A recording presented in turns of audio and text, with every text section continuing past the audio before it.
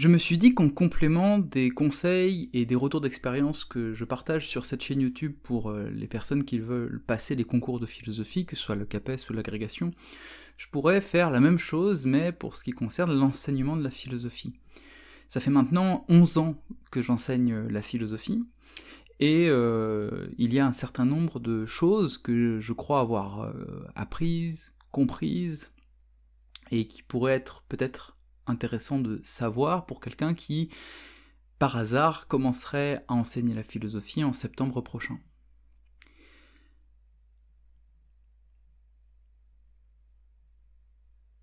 Pour cette première vidéo, que je vais essayer de faire courte, je voulais vous parler d'un sentiment que l'on a, je crois, très souvent lorsqu'on commence à enseigner, lorsqu'on n'a jamais été devant une classe, qui est le sentiment d'être un imposteur. Cette impression de ne pas avoir véritablement sa place, de l'avoir usurpée, ce sentiment aussi que ça va se voir, que l'on n'a pas les compétences pour enseigner, etc.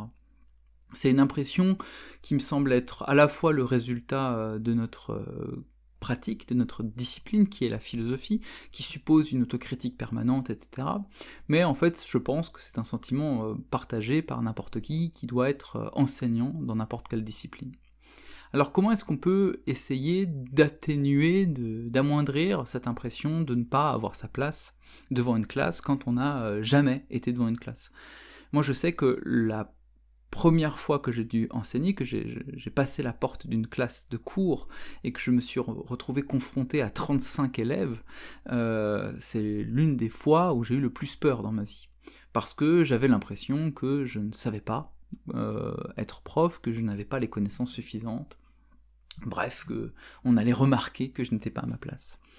Je peux pas vraiment donner de recette magique pour pouvoir empêcher ce sentiment de naître s'il existe en vous, mais peut-être quelques principes à méditer, notamment en ce mois d'août qui s'annonce et qui précède la rentrée,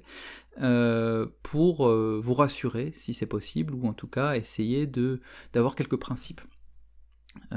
Pour vous installer confortablement, ou le plus confortablement possible, dans votre métier d'enseignant. Le premier conseil que je donnerais, c'est de vous souvenir de quelque chose de très simple, qui est que la question de savoir si vous êtes prof de philosophie ou non est une question qui n'existe que dans votre tête. Pour les élèves face à vous, vous êtes évidemment prof de philo. Ils vous ont marqué dans votre emploi du temps, vous apparaissez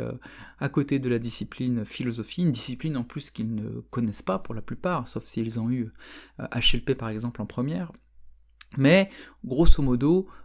cette question de savoir si vous êtes prof, si vous avez les compétences, si vous avez les connaissances, si vous avez votre place, si vous êtes capable, c'est une question qui n'existe que chez vous.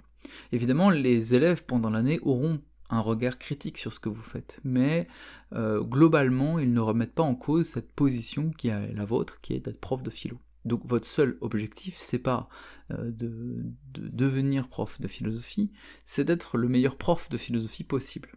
Donc essayez de vous souvenir, quand vous rentrerez pour la première fois dans une classe en septembre, que toutes les questions intérieures qui sont les vôtres, tous les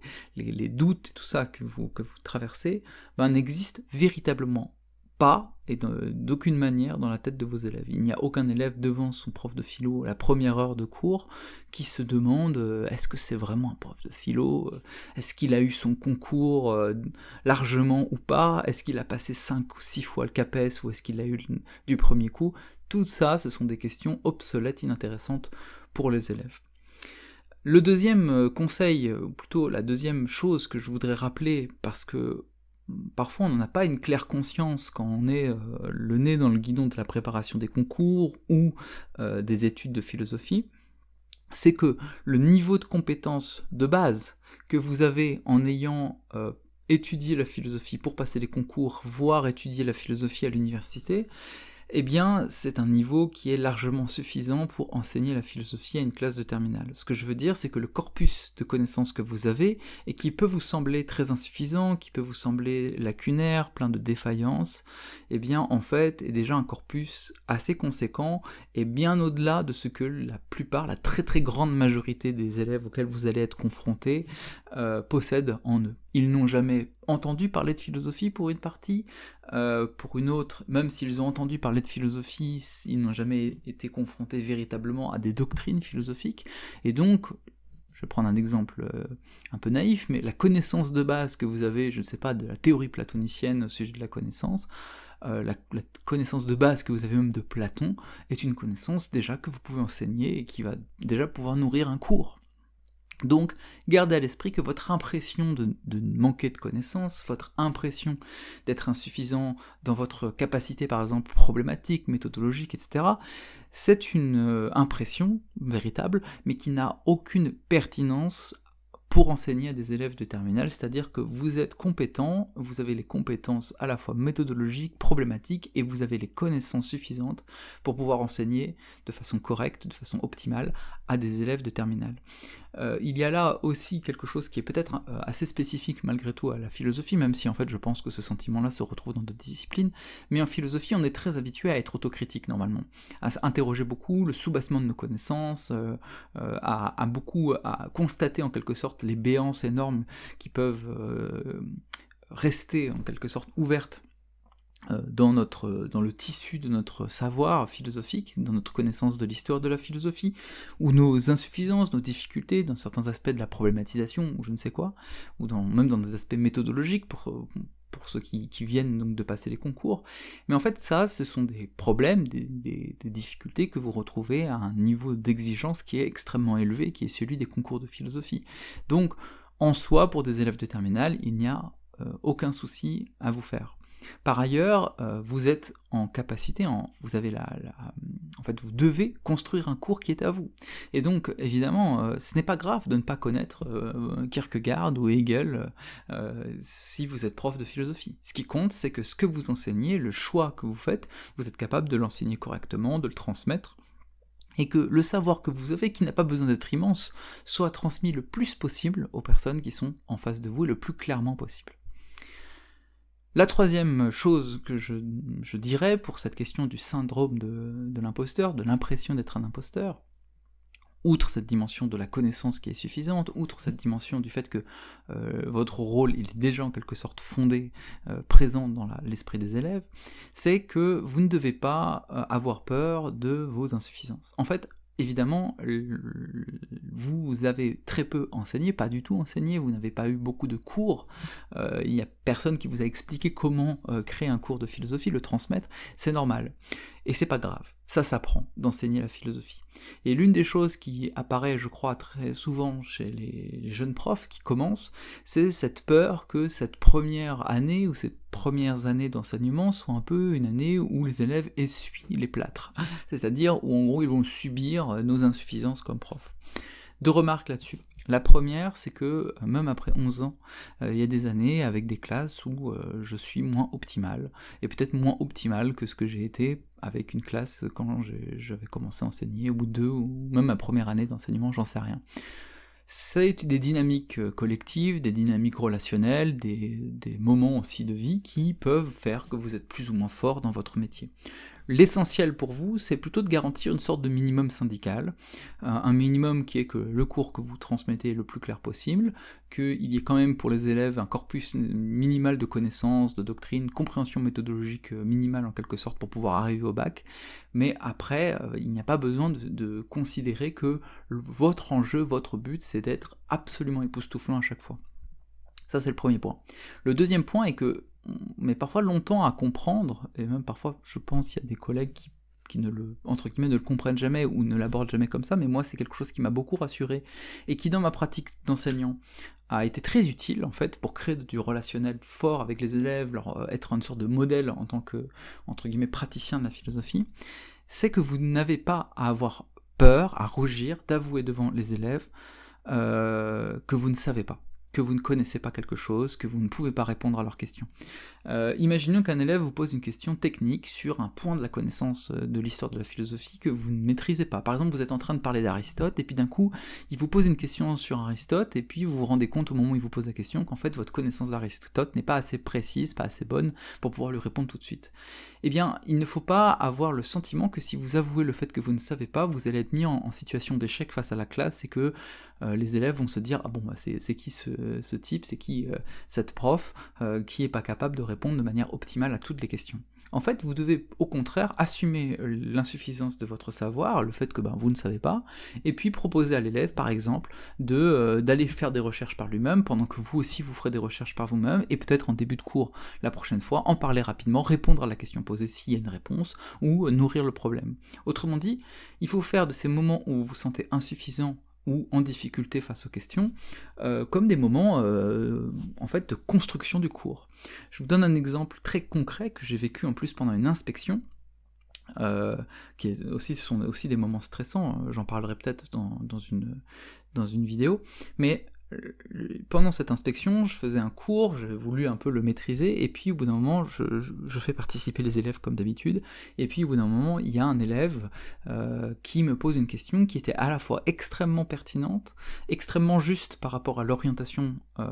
philosophique dans laquelle on était entré avec la classe, mais qui déroutait complètement le planning, en quelque sorte, qui déroutait en quelque sorte ma ligne de route pour le cours. Bon, au lieu d'esquiver sa question, de la ranger, d'y répondre à côté, enfin bref, d'essayer une sorte d'enfumage, parce qu'en plus j'avais l'inspectrice dans ma classe, donc j'aurais pu avoir peur, j'ai assumé devant l'élève, un peu en riant, que c'était une question extrêmement pertinente, qu'elle était très juste, et qu'elle était d'autant plus juste qu'elle remettait un peu en cause certains parti pris que j'avais fait sur ce cours sans les éclairer, et donc c'était une très bonne question, mais que pour l'instant, en raison justement de la narration que j'avais choisie pour le cours, j'allais un peu la laisser de côté et qu'on y reviendrait.